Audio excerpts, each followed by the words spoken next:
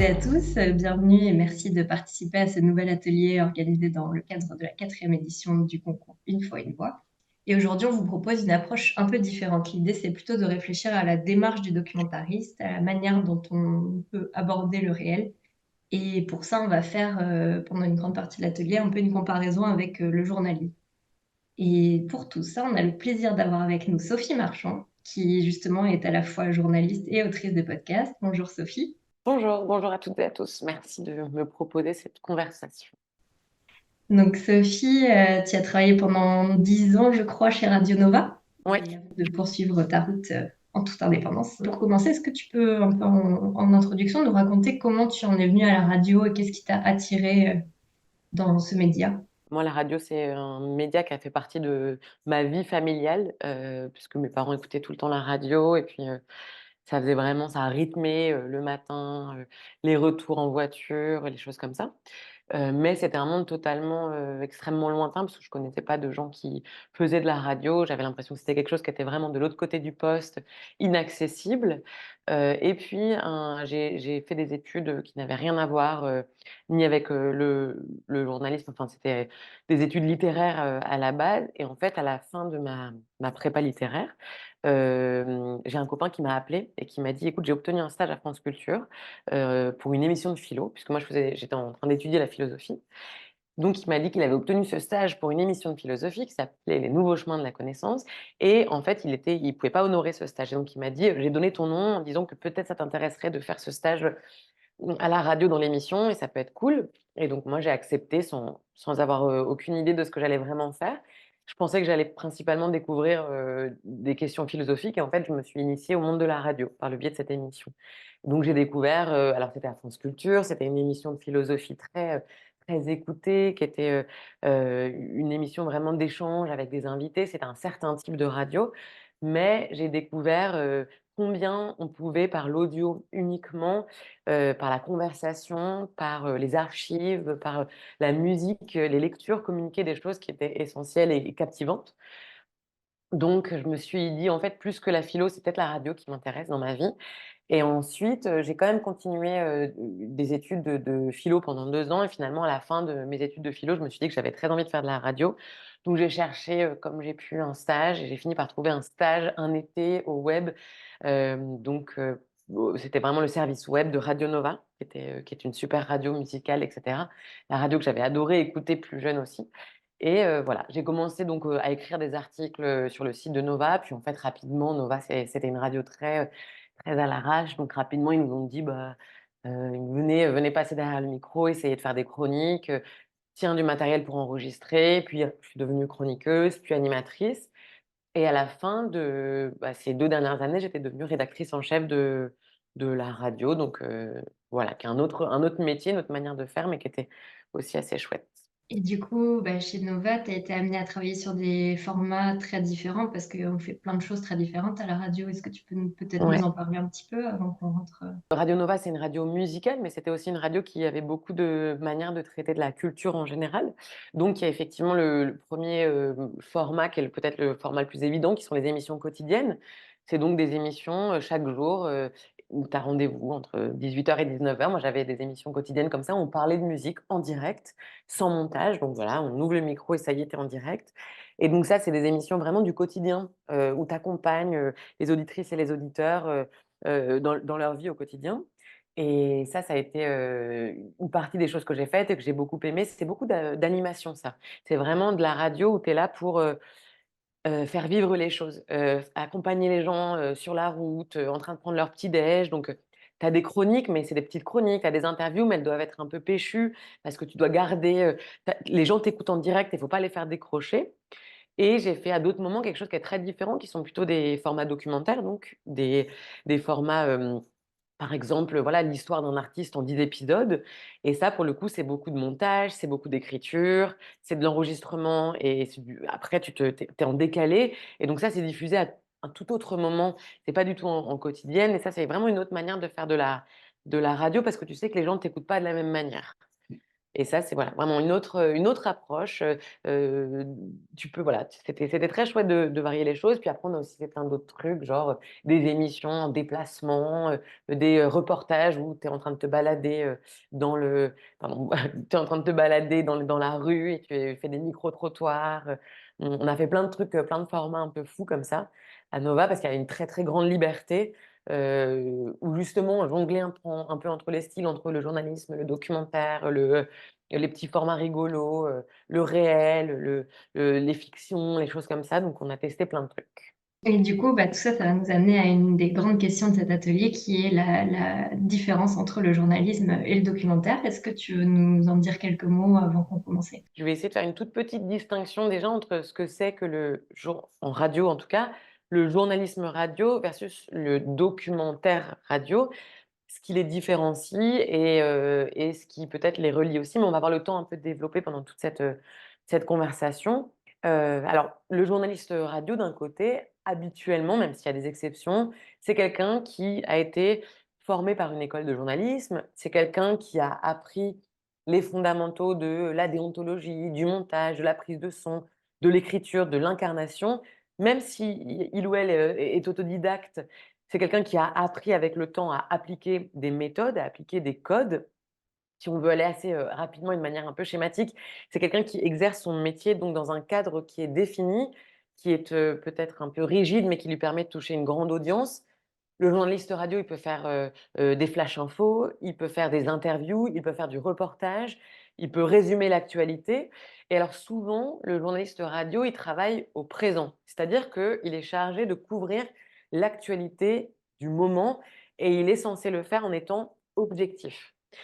Objectif, ça veut dire qu'il est censé chercher la vérité, il est, censé ne pas trop parler de lui, il n'est pas là pour interpréter le réel, il n'est pas là pour dire, «Je vois, je crois, j'ai l'impression», mais il est là pour transmettre, presque de manière neutre, un maximum d'informations qu'il a vérifiées. De l'autre côté, le documentaire, c'est vraiment le réel rapporté à travers le regard de quelqu'un. Le documentariste, c'est celui qui tend le micro, et qui, se manifeste en tant que tel. C'est quelqu'un qui fait un petit pas de côté aussi par rapport, au présent, par rapport au quotidien et qui va un peu, fouiller, gratter, chercher des réponses qui ne sont pas les réponses, qu'on entend, partout. Le documentariste, c'est aussi quelqu'un qui peut imaginer des formats qui sont surprenants, qui ne collent pas à l'actu. Un documentaire radio, ça peut durer 3 minutes, 3 heures, ça peut être politique, ça peut être poétique, ça peut être, incarné par une voix off ou pas du tout. Bref, ça peut être, plein, plein de choses et alors c'est aussi un métier qui est peut-être de plus en plus, rare, en tout cas dans les grandes radios françaises, parce que c'est un métier qui est pas très rentable. C'est un métier qui demande, pas mal de temps, pour réfléchir au sujet, pour, les coudre à la main. C'est du temps de montage, c'est du temps d'interview, c'est du déplacement. Et donc ça, c'est aussi de la réalisation sonore. Souvent dans le documentaire, il y a toute une partie de création sonore et ça demande du temps, qui coûte un peu d'argent. Et pour le coup, le documentariste par rapport au journaliste qui doit être neutre, au contraire, je pense que le documentariste, il est beaucoup plus subjectif. En tout cas, il choisit un angle qui est le sien et il peut même aller parfois jusqu'à faire de la docu-fiction ou du mockumentaire. Mockumentaire, c'est une contraction entre le mot, moquer et documentaire, c'est-à-dire qu'il peut flirter même avec la fiction, avec ce qui n'est pas vrai. Voilà, il dit «je» parfois le documentaire, parfois il parle pas de lui, mais en tout cas lui, il a davantage le droit de le faire. Alors évidemment, il y a des passerelles entre les mondes. Évidemment, la frontière entre le journalisme et le documentarisme, elle est fine. Le journalisme peut être documentaire, le documentaire peut être journalistique, mais si on doit distinguer les choses, je pense que c'est comme ça et alors pour la suite de la formulation, comment faire parler le réel? Je pense qu'il faut l'entendre, de cette manière-là. En fait, le réel en soi, il a 1000 choses à dire de tas de manières. Le réel, il peut être drôle, triste, premier degré, interrogateur, politique et une même histoire, elle peut être envisagée sous des tas d'angles et c'est là la responsabilité, le choix, le désir de celui qui va tendre le micro, qui va décider de faire parler le réel d'une certaine manière et ce qui est intéressant, c'est que n'importe quel sujet, mais on va avoir le temps de développer, peut être envisagé sous un angle journalistique ou sous un angle documentaire. Les gilets jaunes, la coupe du monde de football, la reproduction des pingouins, la télé-réalité, Tout ça, ça peut autant inspirer un journaliste qu'un documentariste. Simplement, ils vont pas traiter le sujet de la même manière, pas avec le même ton et pas pour nous donner le même genre d'informations. Et peut-être pour se rendre un peu plus compte de tout ça, on peut commencer à écouter des extraits. Donc, tu nous as sélectionné quelques extraits. Donc, on va commencer par deux extraits qui parlent exactement du même sujet, mais comme vous allez le voir, de manière très différente. Par ailleurs, il y a tous les couples, toutes les femmes, tous les hommes qui ne veulent pas d'enfants, et dans ce cadre-là, la contraception aujourd'hui, elle est beaucoup plus généralisée. Le droit à l'avortement aussi est évidemment possible. Tout cela peut permettre aux couples d'avoir donc une vie intime et d'éviter une grossesse non désirée s'ils ne veulent pas d'enfants, tout simplement. Et ça paraît logique dit comme ça, mais ça n'a pas toujours été le cas. Ensuite, on peut parler des personnes qui voudraient peut-être des enfants, mais qui ne franchissent pas le pas. Il y a plusieurs raisons. Il peut y avoir des raisons économiques. Je vous apprends rien s'il y a des parents qui regardent ce format. Les enfants, ça peut coûter cher. La dépense globale des parents pour un enfant de 0 à 20 ans, ça atteindrait 180 000 euros en tout, soit environ 750 euros par mois en moyenne, selon le ministère de la Santé. Forcément, l'impact économique dans la période actuelle, ça peut jouer un rôle très important. Il y a aussi, pour certains, une question sur l'avenir de la planète. Ça peut prendre différentes formes, mais il y a notamment la question écologique et du climat qui revient souvent, avec notamment la crainte que son enfant grandisse dans un monde difficile, ou alors, c'est un peu un autre aspect de la question, on entend aussi certains témoignages de personnes qui posent la question d'un point de vue de l'impact d'une naissance sur l'environnement. Bref, quand on combine ça à l'actualité assez anxiogène en ce moment, un contexte international qui est tendu, tout cela peut dissuader certaines personnes de faire des enfants. Voilà, ça c'est un premier extrait. C'est un extrait d'Hugo Décrypte que peut-être vous avez, reconnu. Ça, c'est vraiment une manière de traiter le sujet d'un point de vue journalistique. C'est-à-dire qu'il dit «je», par exemple, quand il dit: «Je vous apprends rien», mais en fait, c'est un jeu qui est neutre. Il nous dit pas s'il veut ou pas des enfants, il nous dit pas, ce qu'il pense lui du sujet. Il est là juste pour passer l'information. Il a collecté des données, des datas, des chiffres et il est là pour décrypter. C'est bien le nom de son propos, mais il est là pour décrypter l'information et puis ensuite la transmettre de manière très didactique. Et c'est effectivement du journalisme qui fonctionne très bien. Mais on peut tout à fait envisager un même sujet, à savoir donc là, on est sur la question de vouloir ou non des enfants, l'infertilité, le non-désir d'enfant pour des questions, notamment environnementales ou des questions d'anxiété, à l'égard du monde. Et il y a une toute autre manière de traiter ce même sujet, de dire même quasiment les mêmes genres de choses en l'incarnant. Et là, c'est un extrait d'une super, d'un super programme documentaire qui s'appelle La Série Documentaire, qui est vraiment la référence en la matière sur France Culture depuis pas mal d'années. Et vous allez voir, c'est la même chose mais autrement. Non merci, pas d'enfant. Manon Prigent, Anne Fleury. Aujourd'hui, d'une apocalypse à l'autre. J'ai du mal à m'exprimer là-dessus parce que vraiment pour moi ce choix c'est à la puissance de l'évidence en fait. Je me suis jamais vraiment posé la question avant qu'on me la pose, pourquoi je veux pas d'enfant. En fait, pour être tout à fait clair, je trouve que ce qui se passe est un peu surréaliste. Je suis ravie de vous donner cette interview, mais je trouve ça dingue en fait. Vous venez de Paris, vous faites 400 km pour m'interviewer pendant 2 ou 3 heures pour savoir pourquoi je veux pas d'enfant. Je trouve ça dingue. On est dans un monde qui s'effondre. Il y a 40 degrés, 42 degrés. On sait que la vie humaine est directement menacée à partir de 50. Je veux dire, c'est pas qu'on va se prendre 1,5 degré dans 20 ans, que le niveau de la mer va monter, que ça va submerger telles îles où de toute façon on n'ira jamais, etc. C'est juste que la vie humaine est directement menacée à partir de 50 degrés. Et là, on s'étonne plus quand il y a des pointes à 40, 41 à l'ombre. Parce qu'à Lille, il y a 2 ans, il y avait 47 en plein soleil. Je répète, la vie humaine est directement menacée à partir de 50 degrés et vous faites 400 km pour me demander pourquoi je veux pas faire d'enfants. Je trouve ça dingue. Pourquoi on va pas demander aux gens qui font des enfants pourquoi ils font encore des enfants alors que, honnêtement, il faut être fou.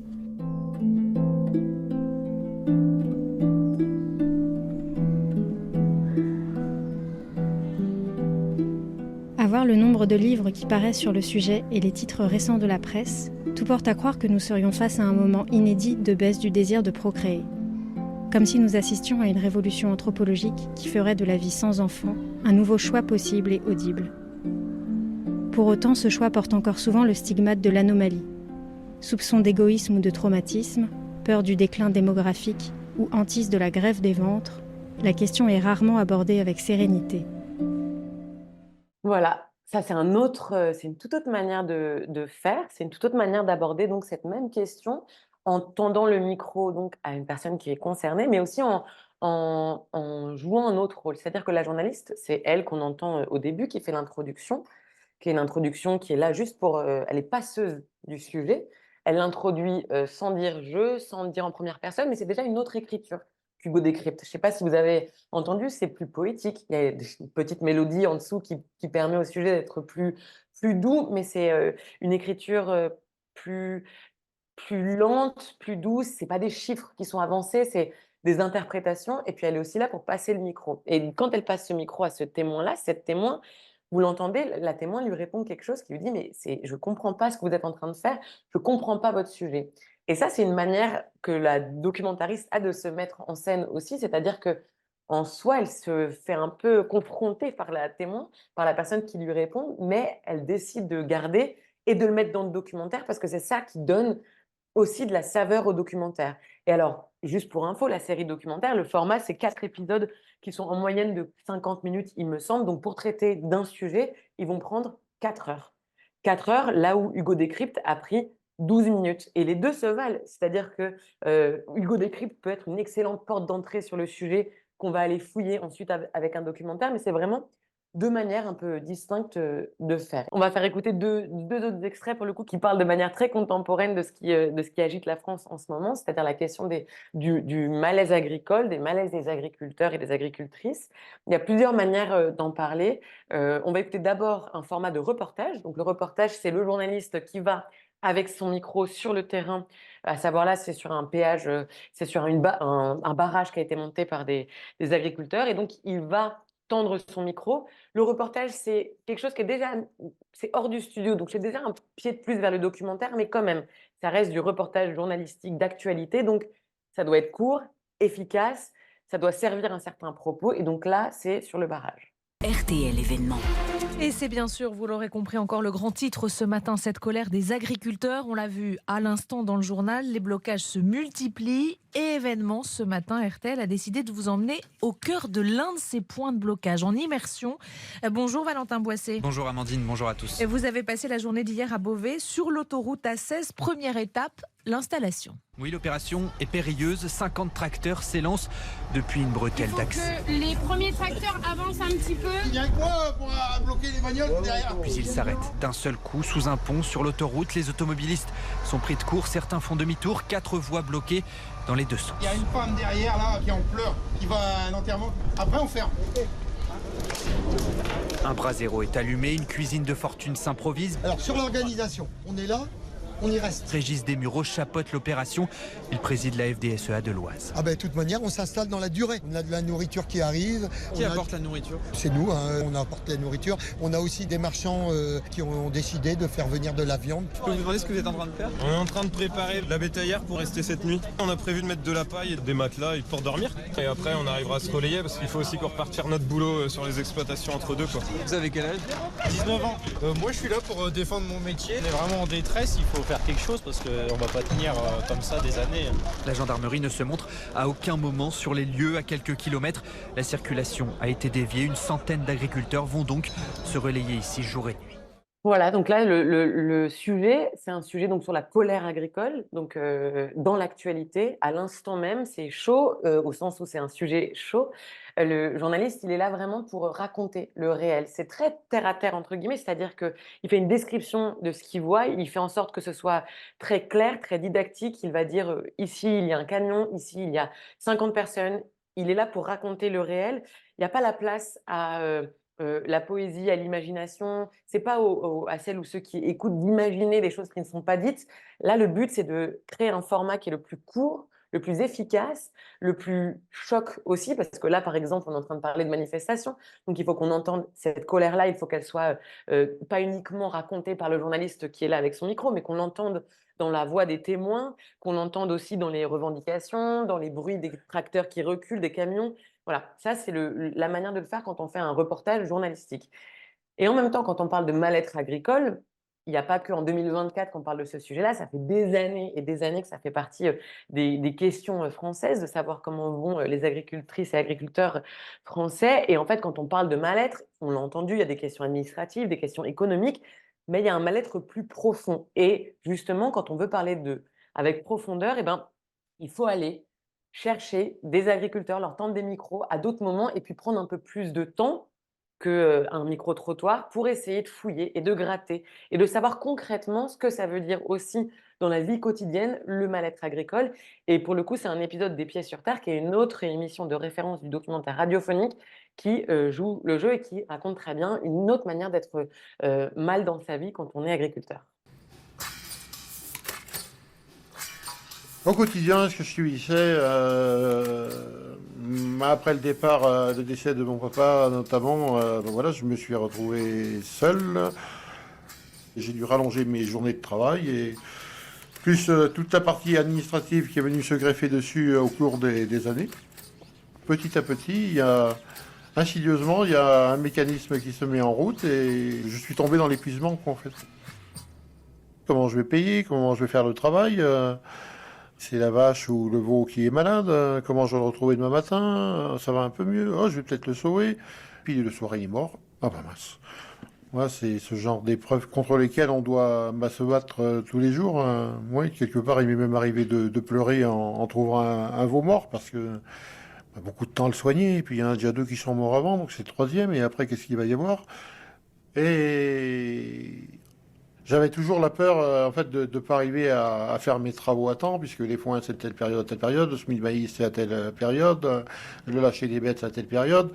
Et sur une ferme, si tout n'est pas fait dans les temps et dans les clous, ça a des conséquences financières. Déjà que financièrement je n'étais pas très à l'aise. Plus après, quand j'avais acquis mon travail salarié à 60% de temps, un jour au mois de janvier, je ne comprenais pas ce qui se passait, et bien je ne pouvais plus travailler. C'est-à-dire, j'allais à mon bâtiment et je peux pas. D'un seul coup, je retournais me coucher, quoi. Au secours. Je pouvais arriver à penser à en finir, oui. Clairement, c'est le seul chemin que l'on voit à ce moment-là. Alcoolisé, bien sûr, en plus. Donc il y avait le cumul des facteurs, quoi. J'ai un ami l'année dernière qui était agriculteur et qui n'y arrivait plus, et il s'est suicidé à l'alcool, carrément, voilà. 51 ans. Il venait m'aider de temps en temps sur la ferme, et je pense beaucoup à lui, et oui, c'est grand dommage. Donc là, c'est un autre format, en fait, qui parle aussi de ce mal-être agricole et qui n'est pas dans l'actualité. C'est-à-dire que, en fait, dans le fond, en écoutant ce sujet de documentaire, on ne va pas avoir les chiffres, toutes les données. On n'est pas là pour être exhaustif sur la réalité du monde agricole et de pourquoi. On n'est pas là pour faire une espèce de panel de réponses complètes, mais on est là pour en fait aller en profondeur dans un témoignage ou en tout cas dans un sujet et le donner à comprendre précisément. Ça veut dire prendre le temps. Le témoignage de cet agriculteur, il dure dans l'épisode des Pieds sur Terre 15 minutes, avec aussi ce que ça a comme temps un peu long, comme place au silence. Il n'y a pas un montage ultra efficace. On n'est pas là pour être au plus court, efficace, tac. C'est pas ça un documentaire, ça prend aussi le temps d'installer autre chose et donc d'installer un autre type de parole. Vous voyez, dans le journalisme qu'on a entendu avant, on cherche, quand on est journaliste et qu'on va faire des micro-trottoirs, on cherche un peu les témoins les plus efficaces. On veut ceux qui parlent bien, disent exactement ce qu'on a envie d'entendre. On a besoin que ça soit bien pour que ça puisse rentrer dans notre petit cadre et qu'on puisse transmettre le meilleur de l'information de manière le plus efficace. Le documentaire, au contraire, on peut aller chercher des gens qui n'ont pas l'habitude de prendre le micro, dont on se dit que leur parole, elle est moins évidente, moins efficace. On prend le temps aussi, le documentariste qui est en train de faire cette interview, si le rendu dure 15 minutes, sans doute qu'il a passé ou qu'elle a passé 3-4 heures. Et avant ça, elle a déjà fait une première interview, elle a pris le temps de discuter, de converser, de savoir ce qu'elle avait envie de dire. Donc c'est vraiment une autre temporalité, une autre manière d'approcher en fait un même sujet, mais c'est une autre manière de le faire vivre. Et je pense vraiment pour le coup qu'il n'y a pas de concurrence entre les deux, entre le documentaire et le journalisme, notamment parce qu'il y a plein de lieux de friction, mais aussi parce que l'un et l'autre se complètent. Et en France, on a la chance d'avoir encore de la création radiophonique documentaire. On a une très grande tradition de création radiophonique qui a toujours servi à illustrer l'actualité, politique notamment. En tout cas, ce qu'on appelle le politique, c'est pas tant, partisan et cetera, que de se dire que, bah, voilà, notamment sur, Radio France, il y a toujours eu des grandes émissions qui venaient raconter, des questions ouvrières, des questions paysannes et qui venaient le raconter autrement que par les chiffres chocs qu'on entend partout. Ça venait raconter une réalité dont on n'a pas idée quand on est, voilà, quand on est, par exemple, parisien. Bah, c'est pas toujours simple d'avoir une idée de quelle est la vie des agricultrices ou des agriculteurs et en fait, même quand on écoute la radio, mais quand on écoute le documentaire et bah, tout d'un coup, on ouvre une fenêtre plus patiente, plus lente, mais sur un autre monde. Puis il faut imaginer le contexte aussi d'enregistrement. Il y en a un où tu as un journaliste qui arrive avec son micro, c'est à l'extérieur et cetera. Là, dans l'autre cas, c'est à domicile, j'imagine. C'est chez la personne, chez le témoin. Il est sans doute assis sur sa table de salon. Voilà, ils ont pris le temps de discuter avant. Après, il y a pas d'urgence. On est sorti de l'urgence de l'actualité. Le journalisme, il est quand même là, normalement, pour essayer de faire suivre au jour le jour le réel, alors que là, ben, on est vraiment hors du temps. Et ce sujet-là sur le mal-être agricole, il aurait pu sortir en 2004 ou il pourra sortir en 2032. Il sera dans le fond toujours vrai, toujours réel, parce que malheureusement, ces choses-là ne changent pas. Alors que le sujet que je vous ai fait écouter, le reportage, et ben, dans une semaine, ça se trouve, on ne pourra plus l'écouter de la même manière parce qu'il se sera passé plein d'autres choses et que, en fait, on n'aura plus envie de savoir exactement ce qui se passe sur les barrages parce qu'il y aura eu de nouvelles choses qui se sont passées. Donc, c'est une autre manière aussi de s'inscrire dans le futur et dans la temporalité des choses. Peut-être qu'on peut revenir un petit peu sur la question des sujets. Tu l'as rapidement évoqué, mais voilà, est-ce qu'on peut parler de n'importe quel sujet dans les deux formats, avec les deux démarches? Tous les sujets peuvent être traités, tous les sujets du réel, en tout cas, peuvent être traités autant en tant que sujet journalistique qu'en sujet documentaire. On peut le traiter des deux manières. Je pense que c'est plutôt la démarche, la raison pour laquelle on le fait, qui va donner une forme un peu à ces sujets. Par exemple, cette année, j'ai lu une information. L'info, c'était globalement ça, une vieille dame dans sa maison de retraite qui est la plus grande fan de Kenji Girac. Bon, d'après vous, qu'est-ce que ça peut donner? Est-ce que ça va donner plutôt un sujet de journalisme ou est-ce que ça va donner plutôt un documentaire? Et ben, en fait, ça peut être complètement les 2. C'est-à-dire que si on garde la formule un peu brève, un peu rigolote, un peu décalée, bah, ça peut être un petit truc marrant. Une petite info marrante, on a rencontré cette vieille dame qui est fan de Kenji Girac, on lui tend le micro, elle te dit: «J'adore Kenji Girac» et là tu dis: «Et oui, parce que la musique leur fait du bien dans cette EHPAD de tel endroit». Bon, bah, voilà, c'est un petit sujet court. C'est pas, tu racontes pas énormément de choses, mais tu divertis et ça marche bien. Ou alors, tu peux en faire quelque chose de plus long. Tu peux en faire un espèce de documentaire très poétique où tu vas suivre cette vieille dame pendant une semaine, où tu l'écoutes tous les matins en train de chanter sur Kenji Girac et puis tu lui proposes de l'emmener, écouter d'autres choses. Tu lui demandes pourquoi elle a ce rapport à la musique, tu fouilles dans son passé pour savoir si, quand elle était jeune, elle écoutait, d'autres types de musique, ce qu'elle a aimé écouter. Tu peux danser avec elle, tu peux te poser la question aussi sur ce que la musique fait aux personnes âgées, pourquoi ça leur fait du bien, pourquoi est-ce que ça les apaise, et cetera. Et donc ça, c'est vraiment une autre manière. Une même information peut en fait, inspirer des 2 manières, peut inspirer un journaliste qui va raconter l'info, qui va la transmettre de la manière la plus efficace et parfois l'efficacité, c'est d'être drôle ou choquant ou, court et de l'autre côté, le documentariste, il va plutôt aller essayer de fouiller à partir de cette info-là, derrière et gratter pour ouvrir un peu un petit angle, ouvrir un champ de réflexion. Et donc souvent, c'est la manière, qui va c'est la méthode qui va un peu distinguer les 2 métiers et les 2 résultats, au final. Et alors sur cette question de la méthode, ça s'articule un peu, si on schématise beaucoup, mais en deux étapes. On a d'une part l'enquête de terrain que Ouais. vont pouvoir réaliser le journaliste ou le documentariste, et puis aussi tout le travail en amont de préparation, de recherche, voilà, de se renseigner sur son sujet. Est-ce que tu as des choses à nous dire là-dessus? Et peut-être aussi, est-ce qu'il faut déjà savoir ce qu'on cherche quand on arrive sur le terrain, ou est-ce qu'au contraire, il faut être ouvert aux surprises? D'après moi, puisque le journaliste, il doit être très efficace, et que surtout le journaliste ou la journaliste, par définition, ils ont des rendus assez, c'est quasiment quotidien. Quand tu travailles, dans une émission de radio quotidienne, tu dois tous les jours rendre un sujet ou peut-être de manière hebdomadaire. Mais ça veut dire qu'il faut être très efficace. Il faut connaître bien son sujet. C'est pour ça que souvent les journalistes, ils sont spécialisés. Les journalistes, ils sont spécialisés en politique, en écologie, ils sont je sais pas, en droit en justice, etc., de manière à ce qu'ils connaissent bien leur sujet, qu'ils aient pas besoin tous les jours de préparer, mais en soi, c'est parce qu'ils ont besoin d'être très renseignés sur leur sujet pour être efficaces, arriver sur place, savoir à qui poser les questions, comment poser les bonnes questions, quelles questions poser, qui sont les bonnes personnes à qui il faut s'adresser. Aussi, le journaliste, il a tendance à aller chercher les gens qui sont réputés pour être des bons témoins. C'est-à-dire qu'il y a des gens dont on sait qu'ils répondent très bien aux questions et on va systématiquement les voir. Par exemple, dans les représentants type sur les questions agricoles, on va retrouver de plus en plus les mêmes personnes qui répondent toujours aux mêmes questions parce que dans le fond, on sait que c'est des bons clients. C'est le terme qu'on emploie. C'est un bon client. Donc, en fait, le journaliste ou la journaliste, quand il arrive sur place pour faire son sujet ou quand il reçoit son invité, il va aller chercher ce qu'il a un peu envie d'entendre.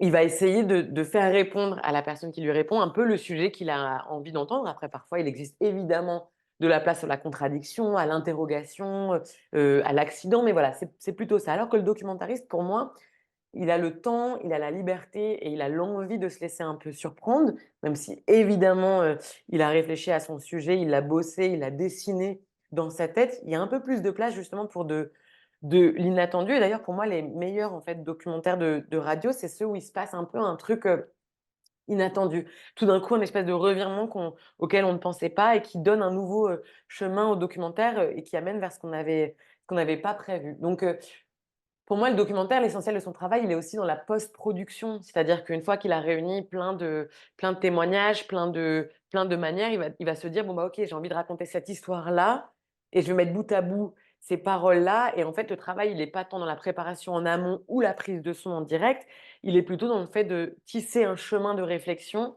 a posteriori, de choisir de mettre à tel endroit telle illustration sonore et puis il y a tout un travail dans le documentaire c'est un peu plus subtil par rapport au journalisme qui doit être très cash, efficace, donner de l'info.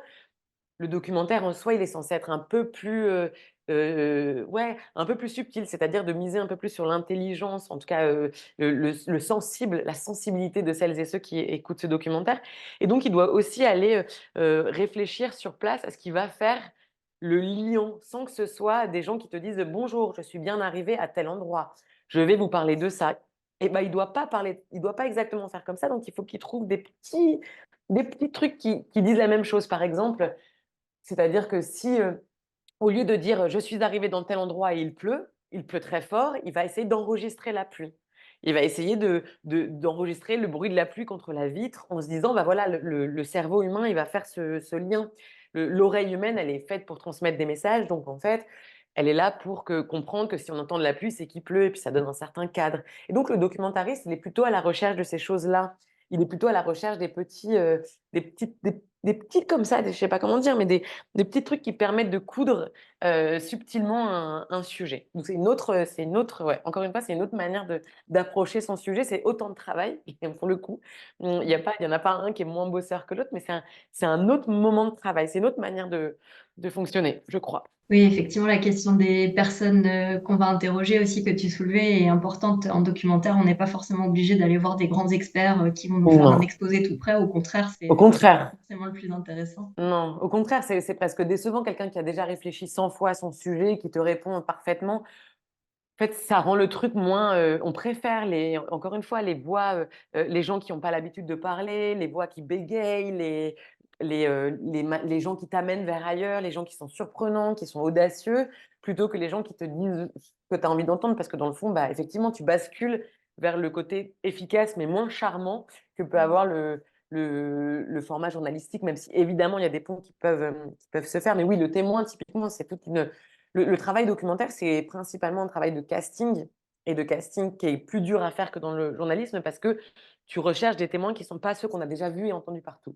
Et on se souviendra sans doute plus du témoignage de l'agriculteur que tu nous as fait écouter dans le deuxième podcast que de la parole du directeur du syndicat qu'on entend tous les matins. Exactement, exactement, parce qu'en fait, il nous touche, il nous émeut et donc en fait, la force du documentaire aussi et c'est pour ça que c'est très important de continuer à cultiver la culture du documentaire, notamment dans la radio française où même si on a une histoire extrêmement riche du documentaire, bah, il y a pas mal de coupes budgétaires. Comme je vous le disais, c'est pas le métier qui est le plus rentable et c'est dommage parce qu'en fait, c'est vraiment une autre porte d'entrée sur la réalité et puis surtout, en fait, le journalisme, il y a on va parler un peu, mais il y a un certain formatage et quand je dis formatage, c'est pas du tout, enfin, le formatage, c'est ce qui permet d'être très, très carré, très efficace et très bon dans son métier, mais ça crée aussi des méthodes et des manières de faire qui se répètent un peu de génération en génération. Et donc, ça fait que parfois, on a un peu des œillères dans sa manière d'approcher des sujets, parce qu'on va faire un peu comme les aînés l'ont fait et un peu comme on pense que c'est comme ça qu'il faut faire, parce que ça a toujours été comme ça. Au contraire, les documentaires, ils ont un peu plus de liberté, mais on va avoir le temps encore un peu de le dire, mais justement, de se dire, ben non, en fait, on peut faire, on peut aller chercher d'autres paroles, d'autres personnes, pas ce qu'on a entendu 1000 fois à la radio, voilà, d'autres gens. Alors, avant de passer peut-être plus spécifiquement à cette liberté, Ouais. la question du journalisme, ça soulève une autre grande question qui est celle de l'éthique. Est-ce que tu peux nous parler un petit peu de ces règles déontologiques qui sont si importantes pour un journaliste, et peut-être est-ce qu'elles s'appliquent aux documentaires ou pas? Est-ce qu'il faut les avoir en tête? Les journalistes, ils sont soumis à quelque chose qui s'appelle, bon, tout le monde ne le sait pas, mais à la charte de déontologie de Munich, une charte qui a été signée en 1971. Donc à Munich, il y a une référence, pas que pour le journalisme français, mais pour le journalisme européen, qui en fait dicte 10 devoirs et 5 droits des journalistes. Je vais vous dire les devoirs du journaliste, parce que les droits, on peut les imaginer, mais le devoir de tout journaliste, c'est normalement de respecter la vérité, de défendre la liberté d'informer, de ne publier des informations que dont ils connaissent avec certitude l'origine. C'est-à-dire que si ton pote de pote a dit qu'il y avait telle info, ce n'est pas une information. Tant que tu ne sais pas exactement l'origine et la source, ne pas obtenir des informations de manière déloyale, c'est-à-dire qu'on n'a pas le droit d'enregistrer à l'insu quelqu'un pour obtenir ou de soudoyer ou de payer. On est censé quand même être relativement réglo dans son enquête, respecter la vie privée. On doit rectifier ce qui se prouve faux, c'est-à-dire que si on a fait une enquête et que finalement on nous dit en fait ça c'était faux, ben, il faut faire une rectification. Il faut garder le secret professionnel. Il faut s'interdire le plagiat, la calomnie et la diffamation. Ça, c'est toutes les choses qui peuvent amener d'ailleurs un journaliste devant le tribunal. Le plagiat, la diffamation et la calomnie. La diffamation, c'est sans doute ce qui menace le plus les journalistes parce qu'ils sont en permanence attaqués pour diffamation, notamment quand ils s'attaquent à des personnalités un peu sulfureuses ou politiques. Et ben, en général, on les attaque en diffamation et ils perdent souvent leur procès, hein, les personnalités publiques. Mais voilà, c'est un des trucs. Et aussi, ne pas se compromettre avec la publicité. Et ça, c'est quelque chose, si en 71, c'était déjà important, je pense qu'en 2024, c'est très, très important, à une époque où beaucoup de choses sont sponsorisées, ou à une époque où voilà, c'est très flou, la frontière entre ce qu'on appelle le contenu sponsorisé, en anglais, ça s'appelle le brand content, et le journalisme, parce que les marques ont très bien compris qu'elles pouvaient payer des journalistes pour parler de leur marque. Et depuis quelques années, pendant des années, ce n'était pas signalé sur les réseaux sociaux. On avait des influenceurs, journalistes qui parlaient de tel téléphone, c'est vraiment un super téléphone, ou tel truc, c'est vraiment super. Et depuis quelques années, ils n'ont plus le droit de le faire. Ils doivent marquer quand c'est une publication commerciale ou sponsorisée, etc. Mais voilà, normalement, le journaliste, il n'est pas censé se compromettre pour de l'argent. Et donc, il n'est pas censé se compromettre pour de la pub. Et le journaliste, il a aussi des droits qui le protègent, qui fait qu'il est soumis à une certaine convention, qu'il a le respect de ses sources. Il n'est pas obligé notamment de divulguer ses sources. Dernièrement, il y a une très grosse affaire en France par une journaliste qui a révélé des sujets. Et la France, l'État français a voulu l'attaquer pour connaître comment elle avait réussi à faire son enquête. Et normalement, l'État français n'a pas le droit de faire ça puisqu'il y a le secret des sources. Donc, quand on est journaliste, on a pas mal de contraintes à respecter, mais c'est aussi ce qui nous protège. Pendant des années, on a considéré que le journaliste était celui qui avait sa carte de presse, et les choses sont un peu en train de changer dernièrement. Je pense qu'il y a quelque chose d'un peu flou qui est en train de se créer sur la question du journalisme, notamment parce qu'il existe par les réseaux sociaux des nouvelles façons de raconter le réel. La parole s'est un peu libérée. Puis il y a aussi les risques de ça, c'est qu'il y a les fake news qui se sont répandus, il y a des journalistes qui se sont corrompus, notamment aux États-Unis, on sait qu'il y a des gens qui se présentent comme des journalistes, mais qui en fait répandent des fake news. Ce qui a créé une méfiance à l'égard des médias en général, et donc qui a créé des nouvelles formes de journalisme. Et donc, c'est un peu en train de bouger. Et puis, de manière plus large, je vous l'ai dit, on veut que les journalistes gardent leur objectivité, c'est-à-dire que quand ils parlent de sujets, ils arrivent à être carrés, ne pas parler d'eux. Mais quand on est journaliste, il y a certains sujets sur lesquels on a des croyances, sur lesquels on est particulièrement ému, particulièrement engagé, particulièrement touché pour plein de raisons. Par exemple, dans des cas de guerre comme ce qu'on vit en ce moment, et ben, en fait, il y a des gens qui peuvent, pour une certaine raison, parce qu'ils connaissent des gens qui sont concernés, etc., être émus. Et dans ces moments-là, c'est très dur de faire son métier de journaliste radio, c'est très compliqué. Je vais vous faire écouter un dernier petit extrait. C'est un reportage qui avait été fait, enfin un témoignage qui avait été fourni à l'époque par un journaliste. C'est un fait de société. Le journaliste est aux États-Unis. Et vous allez voir, il se laisse un peu déborder. À l'hôpital où il est mort quelques jours plus tard, ses parents ne l'ont identifié que parce qu'ils n'ont reconnu, ils n'ont reconnu en fait que son appareil dentaire. C'est effroyable. Pourquoi les restes de son corps vont être entreposés à la cathédrale nationale de Washington ? Eh bien parce que cette exécution a changé l'Amérique. Au procès, les deux meurtriers ont prétendu que ce n'était pas un meurtre homophobe, même si ensuite l'un d'entre eux, dans une lettre, a reconnu qu'il voulait tabasser, je cite, la pédale. Alors il a fallu 11 ans de discussion politique et le vote d'une loi pour que le caractère homophobe d'un crime soit considéré comme un caractère aggravant, comme un crime raciste. Et la loi porte aujourd'hui son nom. Et puis ses parents sont rassurés de savoir que les cendres de Matthew vont enfin pouvoir reposer en paix, car le jour des obsèques, il y a 20 ans, des groupes religieux fondamentalistes sont venus perturber la cérémonie en hurlant des insultes homophobes et des panneaux se félicitant que Matthew aille brûler en enfer. Les parents avaient dû quitter l'église avec des gilets pare-balles protégés par les snipers. Ils ont fui le Wyoming avec les cendres de leurs enfants qui reposeront tout à l'heure à la cathédrale nationale de Washington. Et on entend votre émotion, Philippe. C'est effectivement effroyable comme histoire et c'était très nécessaire de la raconter ce matin sur RTL. On vous excuse et c'est normal, Philippe. C'est une histoire absolument effroyable et c'est très difficile de raconter de tels faits divers. Voilà, donc vous voyez ce journaliste, il est très très touché par son sujet, il est très très touchant. Personne ne va lui en vouloir d'avoir pleuré, parce que tout le monde peut imaginer pourquoi il est ému. Et pourtant, lui, il a raconté, il s'en est voulu.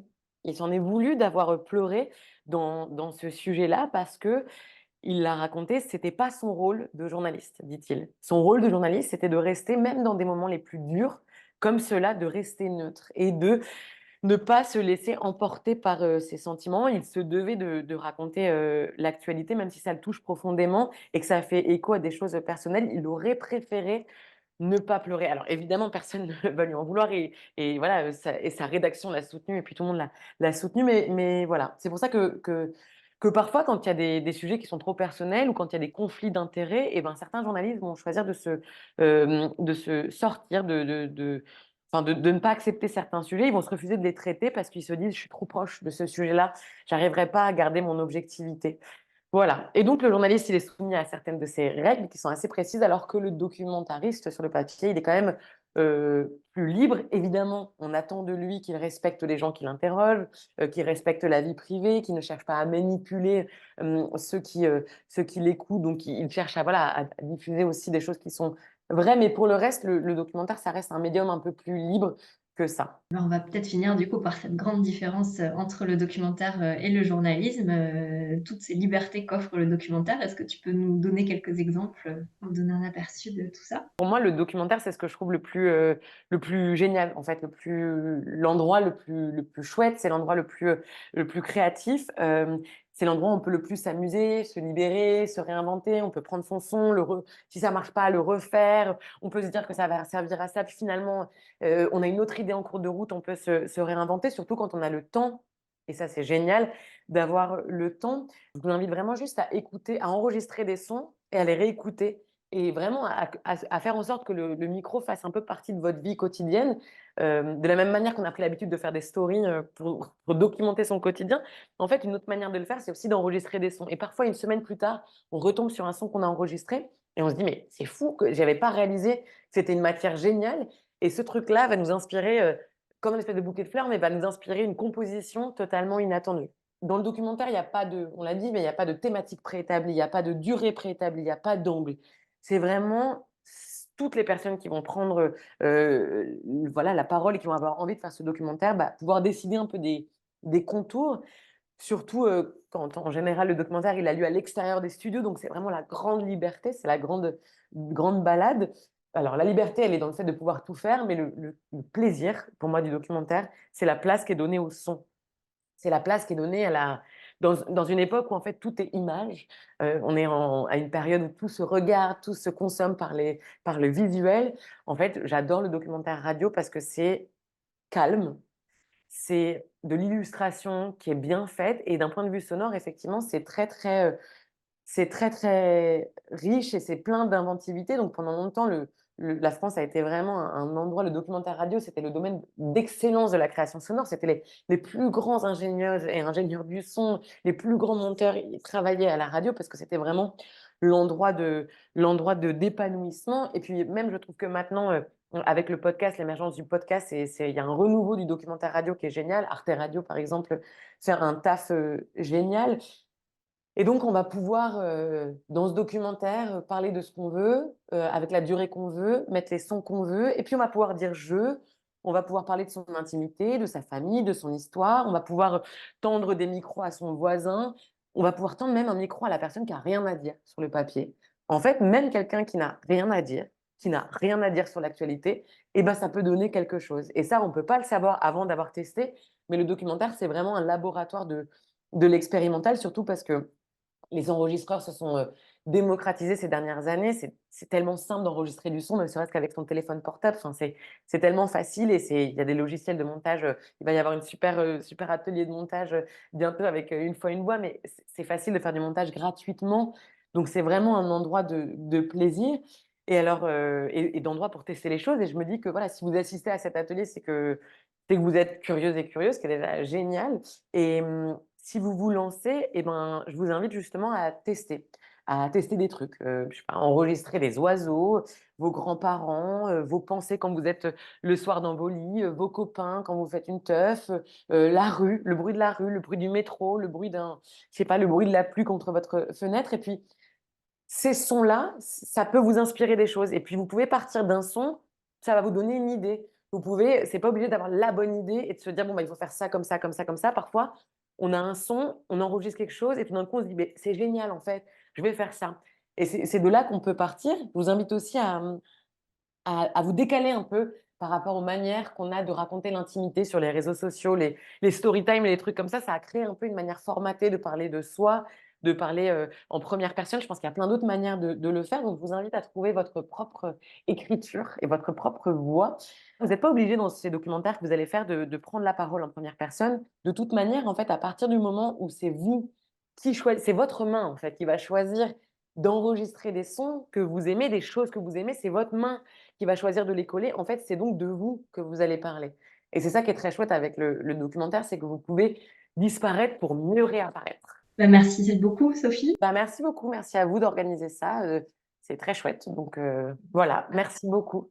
Au revoir tout le monde.